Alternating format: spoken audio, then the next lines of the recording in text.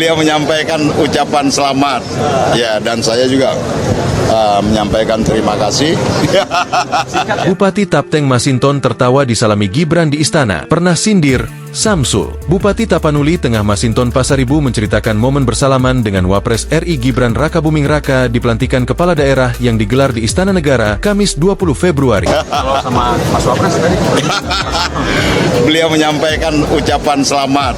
Ya, dan saya juga menyampaikan terima kasih. Singkat ya? Singkat kalau sama Mas Wapres, apa panjang? Ya, saling sapa lah, saling salam ya. Kata Masinton sambil tertawa di istana, Kamis 20 Februari 2025. Masinton mengaku tak ada masalah komunikasi dengan Gibran. Dia mengaku saling sapa dan salam dengan Gibran. Masinton terpilih menjadi Bupati Kabupaten Tapanuli Tengah periode 2025-2030 dalam Pilkada serentak tahun 2024.